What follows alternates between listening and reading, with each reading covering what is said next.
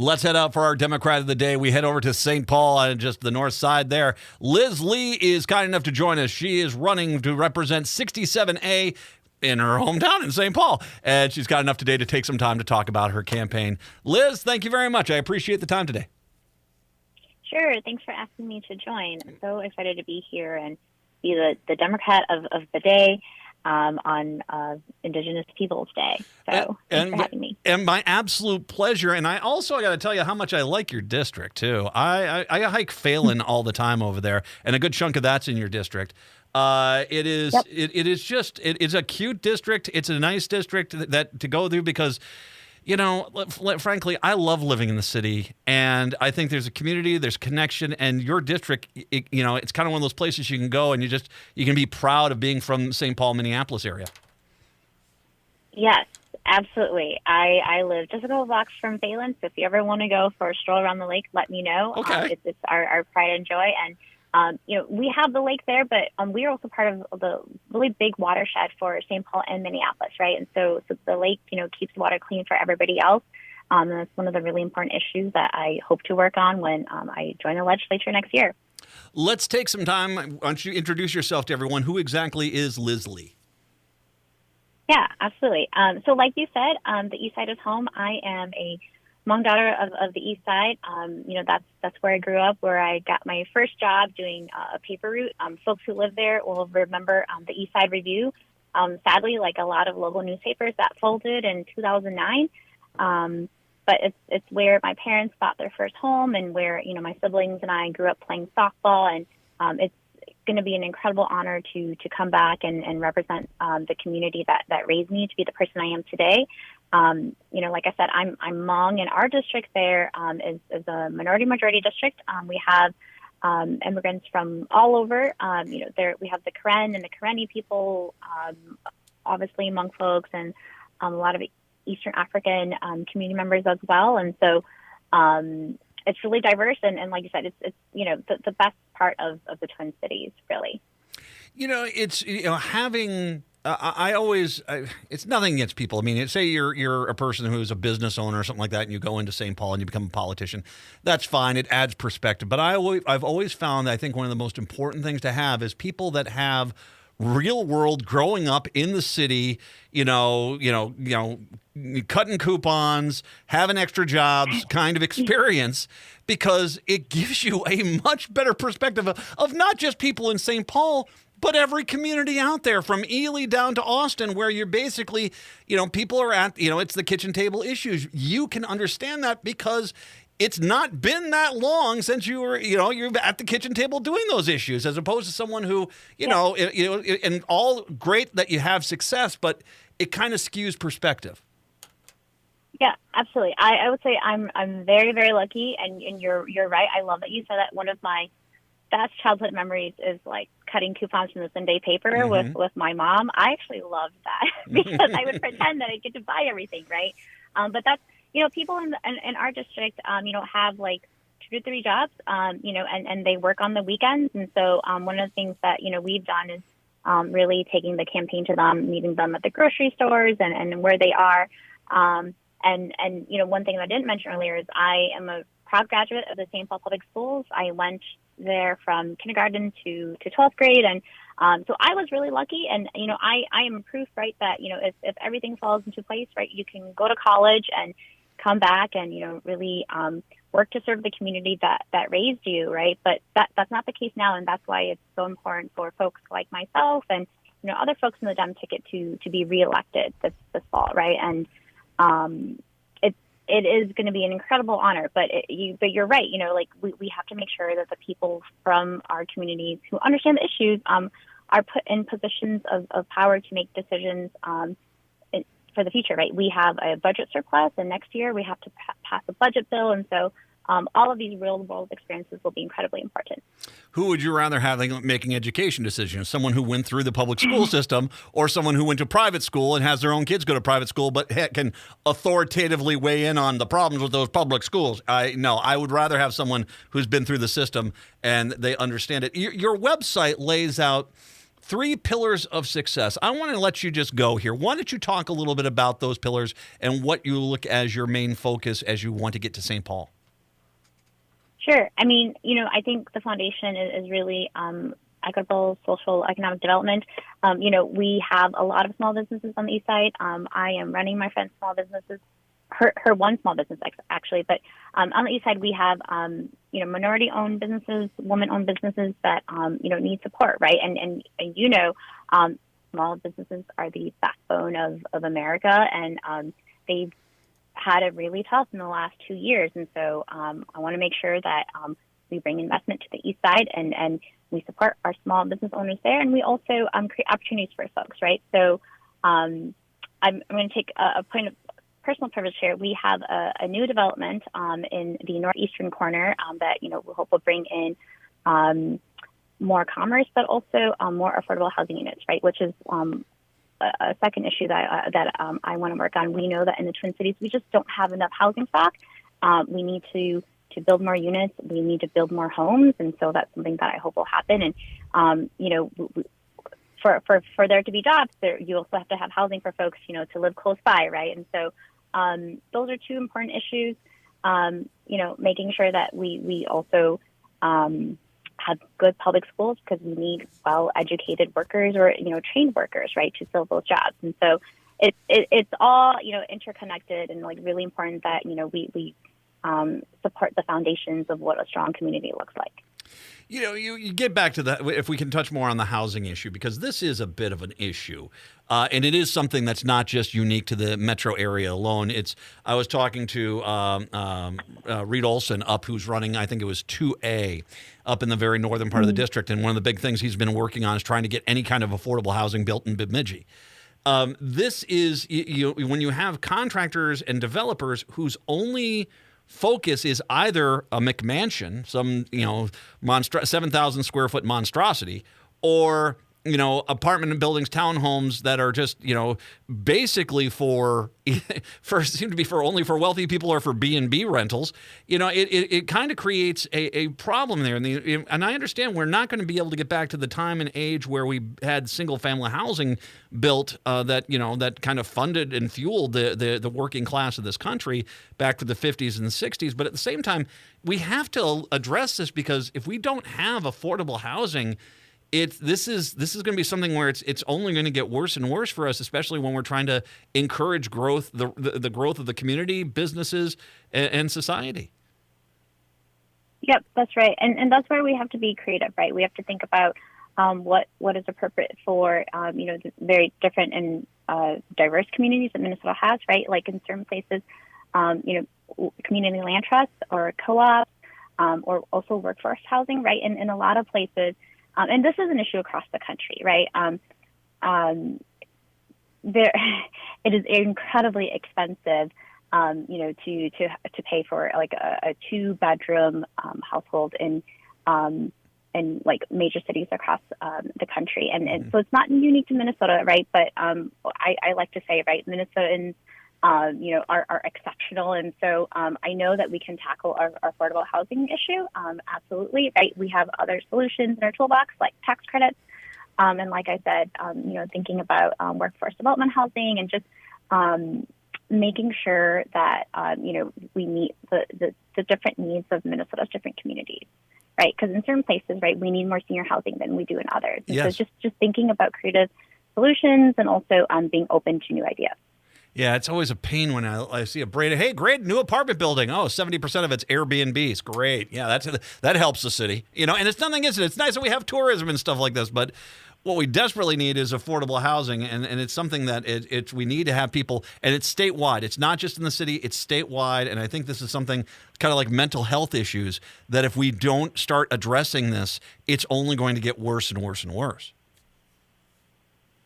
Yep, that's right. I mean, we can talk about housing all day, right? I mean, yes. But a part of that is also a part of affordable housing is also, making sure that we support our unhoused community, and that is that's like the last resort, right? We want to make sure that people stay in their homes, and if they need to, then they can transition to transitional housing, right? But that is the absolute last resort, right? And housing is everyone's foundation, right? Like if you have a house, it makes you healthier. It, helps children study easier. And so, it's definitely top priority.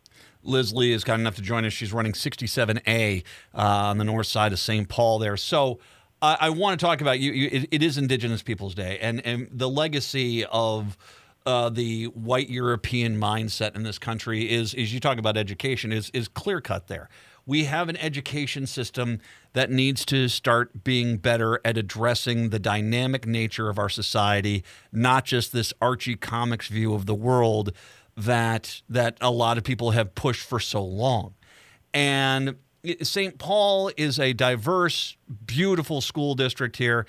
Talk a little bit about making sure the schools, because we do have graduation issues, we do have test score issues that need to be addressed, but we also have a societal built education system that needs to be reevaluated to make sure that it's not just representative of one group of people. So talk a little bit about how you would approach working with education to make sure that the education system represents all. Yeah, so, I'll say education curriculums are usually set by state legislatures. We've been really lucky in St. Paul to have a pretty active school board that, recently passed an ethnic studies requirement, and also they, have allowed students to smudge in school, right, to, really be able to honor their heritage. And my mom actually works at one of our Hmong immersion schools, right, and we're St. Paul School District is one of the few school districts in the country to have a Hmong immersion program. And so we're incredibly proud of all the diverse offerings we have. Also, right, our economy is globalizing. We have a Mandarin immersion elementary schools and French immersion elementary schools because our children today, will be global citizens. And so I'm very proud of the direction we're going, and also know like a lot of the suburban schools know that, for their students to be successful businessmen and women in the world, right, like they're going to have to study Mandarin and French and whatnot. And so really proud of that. But I do think, for us in St. Paul, like I've always been very lucky to have social studies teacher who knew that, as part of the Minnesota history curriculum, right, we learned about, the French traders, and we learned about the Dakota people, whose lands that we're on. I think that is really important, like you alluded to, and, you have to, sometimes you get lucky, right? I got lucky, and I had that part of my curriculum in St. Paul, and maybe not everyone has that. But, really I'm proud of like the movements across the country that have really, moved people to think about, where we come from. I know there's a lot of, I say uncertainty now, right? You talk a little bit about the mental health issue, but I really think that, right, like a part of, centering our students and like making sure our students, feel settled and, feel like they belong in their high schools or their junior highs and their communities is making sure they know who they are and like where they come from. Right? And a part of that is just the heritage of like Minnesota and like, the really long and rich, diverse immigration history we have, right? Yeah. Like when I launched my campaign, I talked about, the Polish immigrants and the Swedes and, the first Black Americans to come to, our part of St. Paul, right? We have a really rich history there. And, there's also a history with the Irish immigrants and Jewish folks who came to St. Paul and also, have a really long storied past there. And so, incredibly important. I know our schools have always been very good about covering that in the social studies curriculum, and I want to make sure that, right, like that happens too, because like places like Shakopee and other places in Minnesota have really, interesting diverse histories, right? And so does Duluth, and I'm really proud of like what the Duluth school district has done in like, unpacking a lot of its past as well. I like the fact that a school districts now don't just teach about immigration up to like 1910. It's like it's been going on since then, and it's almost a way for them that it was a way for a lot of the education systems. And like when I went to school in the 1980s here in the state, it was a way for them to kind of dismiss and diminish the immigrant groups that came in after that, after World War II. And I think that I think we do a better job there, and I can't argue with those immersion schools. The success ratios they're having with the immersion schools are absolutely top notch. We could definitely use more of them across the state for sure. Liz Lee, kind enough to join us here to talk about things. Obviously, one thing I imagine you've gotten quite an earful about the overturning of Roe v. Wade in your district. I would say yes and no, and this is something that I've talked about recently on other panels. I mean, like I said, our district is really diverse, and our community members speak a lot of different languages, from Hmong to Somali to Karen and Spanish. And so, for some of my community members, right, it's explaining like what happened with the ruling and explaining to folks, how this might affect them, because some people don't even know that like this has happened, right? But obviously, for me, as a young woman, as a younger politician, it's incredibly important. And so I know, like, I'm fighting two battles, right? Like I'm the generation that has never known life without Roe, and so I'm fighting for myself and my future children, but also fighting for others in the community who expected to immigrate to America, with like the best medical, system in the world, right? And so some of these women, came here expecting, amazing healthcare. And so part of my job, has been trying to say, hey, like, this is how this decision is going to affect you, and this is why it's so important that you vote later this fall. So I mean, I've always known this, and this is why, like, I've always been interested in helping my community in whatever way, but it's just translating what happens in mainstream society and making sure people know, like, this is how it's going to affect you. Mm-hmm. So it's been a little bit of both, right? And we know, right, that the people who will be most affected by Roe will be immigrant women and, women who work low-income jobs, right, who might not have access to healthcare, or who are more vulnerable and susceptible to sexual violence at work, right, who need options like abortion care. And so I know very well I'm fighting for them, whether that's conveyed or not, and like we're working with our community, stakeholders so that folks understand that. Are you going to be at Vota Azul tomorrow? Yes, absolutely stopping by, because Maria Isa is awesome and so excited to join her in the legislature next year. So this is a DFL block jam, as it's called. Where is this going to be at tomorrow? I actually can give you the address. We are going to be in the parking lot of the Maharaja. So the address is 205 7th Street West in St. Paul. And this is basically a block jam that's going on from 3 until 6:30, I believe, and basically encouraging people to vote blue because, quite frankly, if I can tell you right now, I can see what the Republicans want to do. I've seen their official Minnesota GOP party platform they passed in May.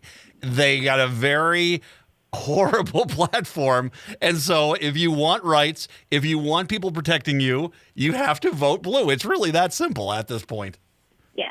I mean, it's unbelievable that in the year 2022, right, our opponents think that women should not be driving cars, right? Ugh. Like, that's ridiculous. So. Well, and their dislike of everything is, how dare you invest in clean energy? How dare you women have the right to choose? They're a hoot, I guess is the right way to say it. But you need to vote blue. And once again, this is going to be an event that's going to be taking place tomorrow at 205 7th Street West, St. Paul, Maharaja's parking lot. From 3 to 6:30. I'll put a link out for that as well. Liz Lee, once again, 67A. Liz, if anyone wants to find out more about your campaign, where do they go to find out more information? Yes, come to our website, LizLee, LIZLEE.org. So very intentional to be .org, and that's where you can find links to our Twitter, Instagram, and Facebook. LizLee.org, LizLee.org.